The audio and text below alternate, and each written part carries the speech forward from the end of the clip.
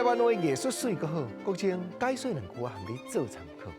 解说，解本说理。好朋友，咱来听一下农村时代，爸啊母啊兄哥大姊安那教幼囡仔念迄个囡仔歌。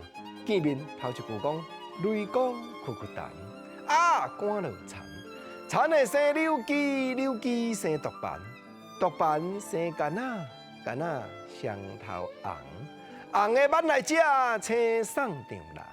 丈人学了好，阿哥带阿嫂，阿嫂手疼袂下人，阿兄脚疼袂入房。过去的囡仔歌，咱咧教囡仔念，就是互伊了解世间各项的器具，咱庄林、咱园林种做什么款的菜色果子，啊，搁有亲情中间的称呼。对，囡仔搁毋捌字，倒会晓这个代志啊！毋则讲雷公哭哭蛋，斗句甲你讲啊，赶落田。教伊了解讲啊，当迄个做啊扁脆的，过来田会生柳枝，柳枝挽断下要插喺地，插喺毒斑，毒甲咱插一个柳枝毒斑。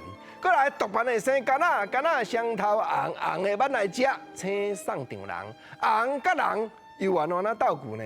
佮教幼囡仔讲丈人吼，即款的称呼，毋那要佮教伊学晓叫阿嫂，所以丈人学了好，阿哥带阿嫂，过来。阿嫂手疼袂下人，阿兄脚疼袂入房。下人下土人的人，甲入房的房，有缘嘛斗句，讲到即个土人农村时代的器具。搁正仔就想到，原来有一句味菜八字尔，讲得炖茶起，食切放米。吼，迄得的炖啊茶的起，敢没有喙炖喙起无啦？是讲下土人切啊落去变糙米出来，啊你再食切放米啦。形容词用味菜，互咱有农村时代土人。阿嫂就手疼，无才调下人；啊阿兄脚疼，哇，煞无才调入房啦。人甲房有缘斗句，这教囡仔念即个囡仔歌，意思真好。毋是国正今日才编的哦。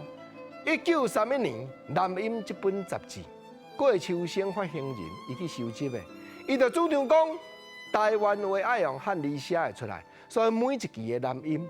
拢用设一个台湾话文双气栏，各种翻头去变到原来啊，日本时代就已经教幼囡仔遮尔趣味、遮尔艺术、遮尔技巧的囡仔歌啦。